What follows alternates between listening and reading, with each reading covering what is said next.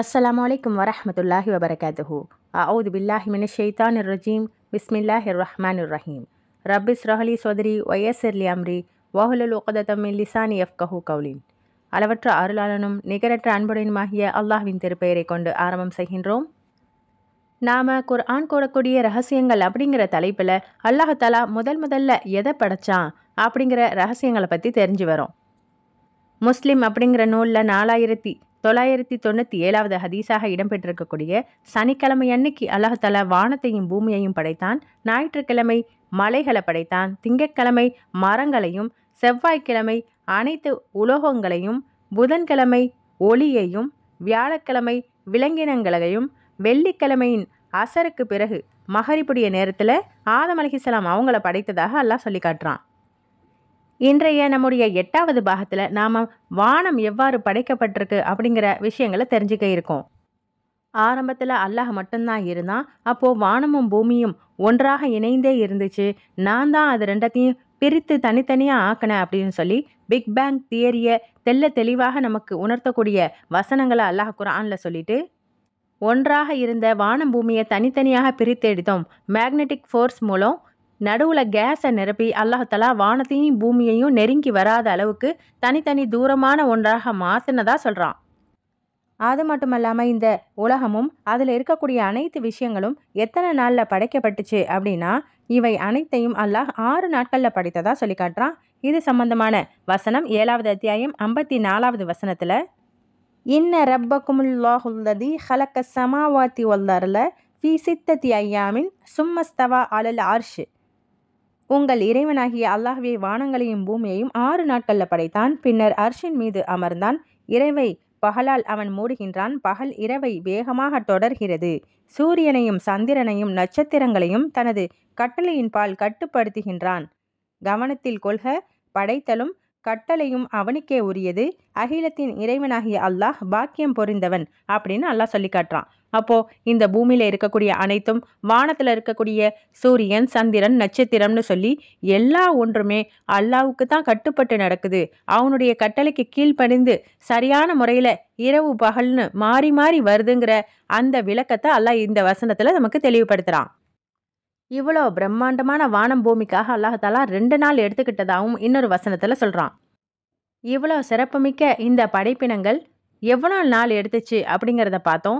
அதே போல் எத்தனை வானம் இருக்குது அப்படின்னு பார்த்தோன்னா 7 வானங்கள் இருப்பதாக அல்லாஹ் சொல்லி காட்டுறான். 32வது அத்தியாயத்தின் 29வது வசனத்தில் சொல்லும்போது, அவனே பூமியில் உள்ள அனைத்தையும் உங்களுக்காக படைத்தான். பின்னர் வானத்தை நாடி அவற்றை 7 வானங்களாக ஒழுங்குபடுத்தினான். அவன் ஒவ்வொரு பொருளையும் அறியக்கூடியவன் அப்படின்னு சொல்கிறான். அல்லாஹ் 7 வானம் இருப்பதாக நமக்கு சொல்லி, நாம் பார்த்துக்கிட்டு இருக்க இந்த வானத்துக்கு தூண் இல்லாமல் அது அந்தராங்க நிற்குது அப்படிங்கிற உண்மையையும் சொல்லி காட்டுறான். 31வது அத்தியாயத்தின் 10வது வசனத்தில் அல்லாஹ் தஆலா இந்த வானத்தை நான் எந்த ஒரு பிடிமானமும் இல்லாமல், தூண்கள் இல்லாமல் அந்தராங்க நிற்க வச்சிருக்கேன் அப்படின்னு சொல்லி, இவை அனைத்தும் அல்லாஹுடைய கட்டுப்பாட்டுக்கு கீழே இயங்கிக்கிட்டு இருக்கு அப்படிங்கிறத உறுதிப்படுத்துகிறான்.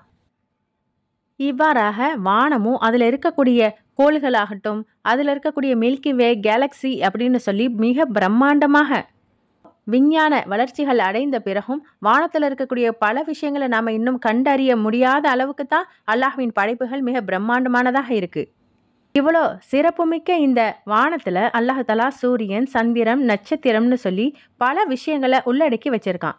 இவைகளெல்லாம் எதுக்காக படைக்கப்பட்டுச்சு அப்படின்னு பார்த்தோன்னா, பலமான 7 வானத்தை படைத்த அல்லாஹ் அதனை பலம் பொருந்தியதாக நமக்கு பாதுகாப்பான ஒரு முகடாக அமைச்சு, அதில் இந்த விண்வெளியில் கோள்கள் அனைத்தும் சரியான பாதையில் நேர்கோட்டில் சென்றுக்கிட்டு இருக்கு அப்படிங்கிறத தெளிவுபடுத்துகிற வகையில் 36வது அத்தியாயத்தின் 37வது வசனத்தில், இரவு அவர்களுக்கு ஒரு சான்றாகும், அதிலிருந்து பகலை உரித்தெடுக்கின்றோம், உடனே அவைகள் இருளில் ஆழ்ந்து விடுகின்றன. சூரியன் அதற்குரிய இடத்தை நோக்கி சென்று கொண்டிருக்கிறது. இதில் அறிந்தவனாகிய மிகைத்தவனின் ஏற்பாடும் உள்ளது.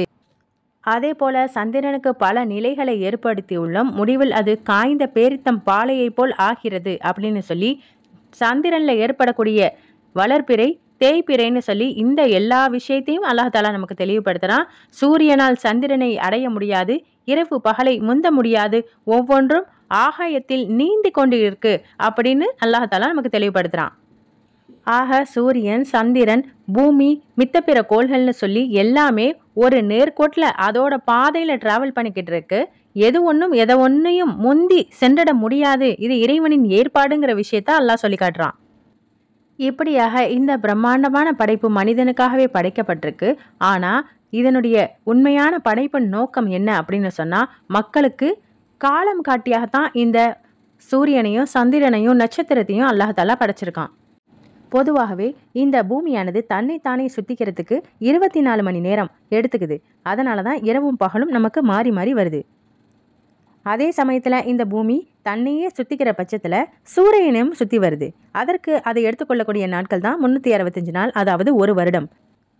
ஆக இந்த கால கணக்குக்காக தான் அல்லாஹ் இந்த சூரியனையும் சந்திரனையும் நமக்காக படைச்சு கொடுத்துருக்கான். இன்னும் 2வது அத்தியாயத்தின் 189வது வசனத்துல பிறையை பற்றி உன்னிடத்தில் கேட்கின்றனர், இது ஹஜ்ஜுக்காக காலம் காட்டியாக இருக்கு அப்படின்னு சொல்லி, ஹஜ்ஜு மாசம் எப்போ நீங்க ஹஜ்ஜு செய்யணும் அப்படிங்கிற அந்த கடமைக்காக தான், அதனை கணக்கு பார்க்கறதுக்காக தான் நான் இப்படியான சூரியன் சந்திரன் எல்லாம் படைச்சிருக்கேன். அந்த நிலாவில் பல நிலைகளை ஏற்படுத்தி நீங்க காலத்தை கணக்கிடுவதற்காக ஆண்டு வருஷத்தினுடைய அந்த கணக்குக்காக உங்களுக்கு இப்படி ஏற்பாடு செஞ்சிருக்கேன்னு சொல்றான். அது மட்டும் இல்லாம நபி ஸல்லல்லாஹு அலைஹி வஸல்லம் அவங்க சொல்லும் போதும் புகாரியில் 1906வது ஹதீஸில் நீங்கள் பிறையை கண்டால் நோன்பு வையுங்கள், பிறையை கண்டால் நோன்பு விடுங்க, உங்களுக்கு மேகமூட்டம் ஏற்பட்டா அதனை 30ஆக நீங்கள் கணக்கிட்டுக்குங்கன்னு சொல்லி, ஒரு மாசத்துக்கு 29 நாட்கள் தான் அப்படிங்கிறத தெளிவுபடுத்தி, மேகமூட்டமாக இருந்தால் அதை 30ஆக பூர்த்தி செய்து கொள்ளுங்கள் அப்படிங்கிற அந்த கணக்கையும், எப்படி நாம ஒரு மாதத்தின் துவக்கத்தை முடிவு செய்யணுங்கிற அந்த விளக்கத்தை நமக்கு சொல்றாங்க.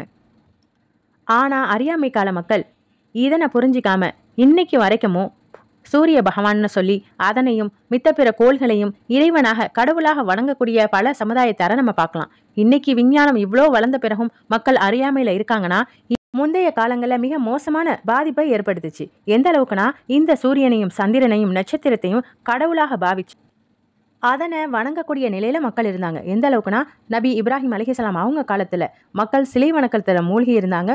அது மட்டும் இல்லாம வானத்துல இருக்கக்கூடிய கோள்கள், இன்னும் சூரியன் சந்திரன் நட்சத்திரம்னு சொல்லி எல்லாத்தையுமே வணங்கக்கூடிய ஒரு நிலை இருந்துச்சு. இதை பத்தி அல்லாஹ் 6வது அத்தியாயத்தின் 76 முதல் 79வது வசனம் வரைக்கும் அதை தெளிவா நமக்கு விளக்கும் போது, இப்ராஹிம் அலைஹிஸ்ஸலாம் வானத்தை பார்த்துட்டு அதில் இருக்கக்கூடிய சந்திரனை பார்த்து எவ்வளோ பிரகாசமா இருக்கு, இரவு நேரத்துல அப்படியே மின்னுது, எனவே இது என்னுடைய இறைவனா இருக்கணும்னு நினைக்கிறாங்க. ஆனா காலை நேரத்துல அந்த சந்திரன் மறைந்து போகவே சூரியனை பார்த்து இது அதை விடவும் பிரம்மாண்டமா இருக்கு, இதுதான் என்னுடைய இறைவன் நினைக்கிறாங்க. ஆனா இரவு நேரத்துல சூரியனும் மறையக்கூடியதா இருக்கு. இப்படியாக மறையக்கூடிய எந்த ஒன்றும் என் இறைவனா இருக்க முடியாது, இது அனைத்துமே படைப்பினம் தான், இதை தாண்டி இருக்கக்கூடிய சக்தி தான் இறைவன், அவனுக்கு நான் எதை ஒன்றையும் இணை வைக்க மாட்டேன் அப்படின்னு சொல்லி அவங்க சொல்லக்கூடிய அந்த விஷயங்களை அல்லாஹ் இந்த வசனத்துல நமக்கு தெளிவுபடுத்து. இப்படியாக கோள்களை தான், இந்த மாதிரியான படைப்பினத்தை தான் மக்கள் இறைவனாக வணங்கினாங்க அப்படின்னு பார்த்தா, மனிதர்களையும் மன்னர்களையும் கூட கடவுளாக பாவிச்ச நிலைகள் இருக்கு.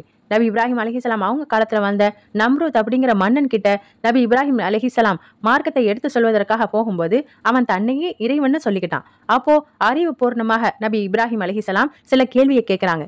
என்னுடைய இறைவன் உயிரை கொடுப்பான் உயிரை எடுப்பான் அப்படிங்கும்போது, அந்த மன்னனும் 2 கைதிகளை பிடிச்சு ஒருத்தனை கொலை செஞ்சுட்டு இன்னொருத்தரை விடுதலை செஞ்சதுக்கு பிறகு, நானும் உயிர் கொடுக்குறேன் மரணிக்கு செய்யறேன் பாரு அப்படிங்கும்போது, அதற்கு இப்ராஹிம் நபி அவங்க, என்னுடைய இறைவன் தினந்தோறும் கிழக்குல சூரியனை உதிக்க வைக்கிறான், உன்னால முடிஞ்சா மேற்குல அதனை உதிக்க செய் பார்ப்போம், நீ உண்மையான இறைவனா இருந்தா இதனை நிகழ்த்தி காட்டு அப்படின்னு சொல்லி கேட்கிறாங்க.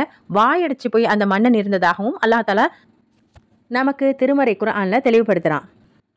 அதே போல காரூன், ஹாமான், ஃபிர்அவுன் போன்ற கொடுங்கோல் மன்னர்களும் தன்னையே பெரிய ஆளு, நான் இறைவனுக்கு நிகரானவன் அப்படின்னு சொல்லிக்கிற நேரத்துல, ஹாமானே நீ ஒரு செங்கல் சூளையை ஏற்படுத்தி நல்ல உயரமான ஒரு பில்டிங்கை கட்டு, அது மேல ஏறி நான் உன்னுடைய இறைவன் யாருன்னு பார்க்கணும்னு சொல்லி சவால் விடக்கூடிய நிலைகளும் இருந்திருக்கு.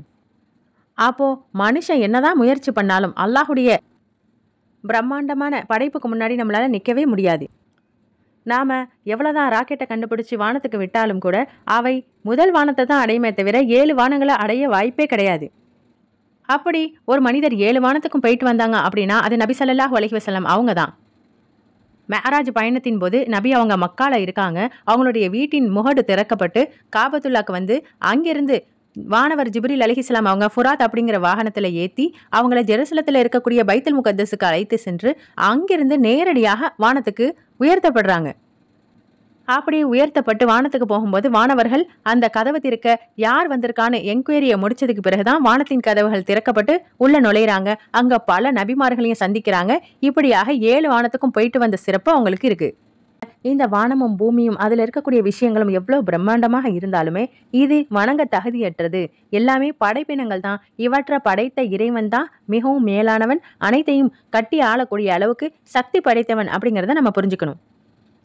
ஆக வானத்துல இருக்கக்கூடிய சூரியன், சந்திரன், நட்சத்திரங்கள் எல்லாம் எதுக்காக படைக்கப்பட்டிருக்கு அப்படிங்கிறத அந்த கால கணக்குக்காக தான் இறைவன் அதனை படைச்சிருக்கான் அப்படிங்கிறத புரிஞ்சுக்கணும். ஆனா இன்னைக்கு அல்லாஹ்வுடைய சட்டத்திற்கு மாற்றமாக அவன் சொல்ற கணக்கு இல்லாம நாம ஒரு கணக்கு போட்டு இந்த பூமியில வாழ்ந்துகிட்டு இருக்கோம். அது மாதத்துக்கு 29 நாள் தான் மேகமூட்டம் ஏற்பட்டா 30 பூர்த்தி செய்யுங்கன்னு சொல்லப்பட்ட அந்த சட்டத்துக்கு புறம்பாக இன்னைக்கு நாம நம்முடைய கேலண்டர்ல 31 நாட்களை வச்சிருக்கோம். அது மட்டும் இல்லாம பிப்ரவரி மாசங்கள்ல 28 நாட்களையும் வச்சிருக்கோம். லீப் இயர் அப்படிங்கிற வருஷத்துல 4 வருஷத்துக்கு ஒரு தடவை 29ஆகவும் அதை மாத்திக்கிறோம். இது என்ன கணக்கு? யாருடைய ஏற்பாட்டின் பேர்ல இப்படி நடக்குது அப்படிங்கிற விஷயத்தெல்லாம் நாம சிந்திக்க கடமைப்பட்டிருக்கோம். முஸ்லிம்களாகிய நாம சந்திரன கேலண்டரை ஃபாலோ பண்ணணும். ஆனா இன்னைக்கு உலகம் முழுக்க சூரிய கேலண்டரை ஃபாலோ பண்ணி நாம நம்முடைய இறைவன் கொடுத்த சட்டத்துக்கு மாற்றமான ஒரு கேலண்டரை ஃபாலோ பண்ணிக்கிட்டு இருக்கோங்கிறத புரிஞ்சுக்கணும். இப்படியாக இறைவனுடைய படைப்புல மிக பிரம்மாண்டமான இந்த சூரியனும் சந்திரனும் நட்சத்திரங்களும் என்றென்றும் நிரந்தரமாக இருக்குமா அப்படின்னு பார்த்தா இது எல்லாமே அழியக்கூடியதுன்னு அல்லாஹ் சொல்றான். இந்த வானமானது அகற்றப்பட்டுவிடும், அது 2ஆ பிளந்து விடும், செவந்து போயிடும் அப்படின்னு தன்னுடைய திருமறையில இறைவன் சொல்லி காட்டுறான். இன்னும் நட்சத்திரங்கள் எல்லாம் ஒளி இழந்து அது அப்படியே உதிர்ந்து கொட்டிடும், கோள்கள் ஒன்னோட ஒன்று மோதிக்கும், சூரியனும் சந்திரனும் ஒரே அடியாக அழிஞ்சு போயிடும் அப்படிங்கிற விஷயத்தெல்லாம் அல்லாஹ் திருமறையில சொல்றான். தினந்தோறும் இந்த படைப்பினங்கள் அனைத்துமே அல்லாஹ்விடத்துல பர்மிஷன் கேட்டு தான் தினந்தோறும் காலையில சூரியன் கிழக்கு திசையில உதிக்குது. அப்படி உதிக்கிறதுக்கு முன்னாடி அது அல்லாஹ்விடத்துல சென்று நான் தினந்தோறும் உதிக்கிற திசையில உதிக்க எனக்கு அனுமதி கொடுன்னு கேட்கும். அல்லாஹும் அனுமதி கொடுக்குறான். அதனாலதான் அது தினந்தோறும் கிழக்கு திசையில உதிச்சுக்கிட்டு இருக்கு. ஆனா மறுமை நாள் நெருக்கத்துல அப்படி பர்மிஷன் கேட்கும்போது அதற்கு அனுமதி மறுக்கப்பட்டு நீ எங்கிருந்து மறைந்தாயோ, அதாவது மேற்கு திசையில மறைந்தியில அங்கிருந்து உதின்னு அதுக்கு சொல்லப்படும். அந்த கட்டளையின் பேரில் மேற்கு திசையிலிருந்து சூரியன் ஒரு நாள் உதிக்கும். இது மறுமை நாளின் மிகப்பெரிய 10 அடையாளங்கள்ல ஒன்றாகவும் நபி ஸல்லல்லாஹு அலைஹி வஸல்லம் அவங்க சொல்றாங்க. இது மட்டுமல்லாம நபி ஸல்லல்லாஹு அலைஹி வஸல்லம் அவங்க சூரிய கிரகணம், சந்திர கிரகணம் இது எல்லாம் யாருடைய பிறப்புக்காகவோ இறப்புக்காகவோ ஏற்படுவதில்லை, இது இறைவனுடைய சான்று அப்படிங்கிற விஷயத்தையும் தெளிவுபடுத்துறாங்க. இன்னும் நட்சத்திரத்தை பத்தி சொல்லும்போது யார் ஒருத்தர் நட்சத்திரத்தின் காரணமாக தான் மழை பொழியுதுன்னு நம்புறாங்களோ அவர் அல்லாஹ்வுக்கு இணை வைத்துட்டாரு. ஏன்னா அந்த மழை பொழியக்கூடிய ஆற்றல், மறைவான ஞானம் அல்லாஹ்வுக்கு மட்டுமே உரித்தானது அப்படிங்கிறதையும் தெளிவுபடுத்துறாங்க. நட்சத்திரம் அப்படிங்கும்போது உலகத்துல சூரியன் சந்திரன்லாம் ஒன்று இருக்கும்போது நட்சத்திரங்கள் மட்டும் ஏன் நிறைய இருக்கு அப்படின்னு சொன்னா நட்சத்திரம் அப்படிங்கிறது மிகப்பெரிய பிரம்மாண்டமான ஒன்று. இன்னைக்கு நாம கண்ணால பார்க்கக்கூடிய நட்சத்திரம் பல வருஷத்துக்கு முன்னாடியே இறந்து போன ஒன்னுடைய ரிஃப்ளெக்ஷனை தான் நாம பார்க்குறோம். அதுவே இந்த அளவுக்கு பிரம்மாண்டமா இருக்குன்னு சொன்னா இதனை அல்லாஹ் ஒரு காரண காரியத்துக்காக தான் படைச்சிருக்கான். நபி யூசுப் அலைஹிஸ்ஸலாம் அவங்களுடைய காலத்துல அவங்க ஒரு கனவு காணுவாங்க. அதாவது 12வது அத்தியாயத்தின் 4வது வசனத்திலிருந்து என்னுடைய தந்தையே 11 நட்சத்திரங்களும் சூரியனும் சந்திரனும் நான் கனவுல கண்டேன், அவை எனக்கு பணிய கண்டேன் அப்படின்னு கனவை பத்தி எடுத்து சொல்றாங்க. பிற்காலத்துல அந்த 11 நட்சத்திரம்ங்கிறது அவங்களுடைய சகோதரனும், சூரிய சந்திரன் அப்படிங்கிறது தாய் தந்தை அப்படிங்கிற விளக்கத்தையும், அவங்க எல்லாரும் இவங்களுக்கு கட்டுப்பட்டு நடப்பாங்க அப்படிங்கிற விஷயத்தையும் எல்லாம் பிற்காலத்துல தெளிவுபடுத்துறான். அப்போ எதிர்காலத்துல நடக்கக்கூடிய ஒரு விஷயத்த இந்த கனவின் மூலம் நட்சத்திரத்தின் ஊடாக அல்லாஹ் தஆலா அவங்களுக்கு உணர்த்துறான். இன்னைக்கும் மக்கள் மத்தியில ராசி நட்சத்திரம் அப்படிங்கிறதெல்லாம் பார்க்குற ஒரு வழக்கம் இருக்கத்தான் செய்யுது. ஆனா இவைகள் அனைத்தையும் நாம இறைவனாகவோ சக்தி படைத்ததாகவோ வணங்கக்கூடாது. இவை அனைத்தும் படைப்பினம். இவை எல்லாத்தையும் படைத்த ரப்புல் ஆலமீன் தான் மிக உயர்ந்தவன் அப்படிங்கிறத உள்ளத்துல கொள்ளணும். அல்ஹம்துலில்லாஹ், இன்றைய பாகத்துல நாம இறைவனுடைய படைப்பின் வானத்தை பத்தியும் அதுல இருக்கக்கூடிய சூரியன் சந்திரன் மித்த பிற விஷயங்களை பற்றியும் தெரிஞ்சுக்கிட்டோம். இது உங்களுக்கு பயனளிக்கக்கூடும்னு நம்புகிறோம். தொடர்ந்து இல்முல் இஸ்லாமோடு இணைந்திருப்போம். நல்ல விஷயங்களை நாமும் தெரிந்து அதனை அடுத்தவர்களுக்கும் தெரியப்படுத்தி அந்த நன்மையும் அடைந்து கொள்வோமாக. அஸ்ஸலாமு அலைக்கும் வரஹ்மத்துல்லாஹி வபரகாத்துஹு.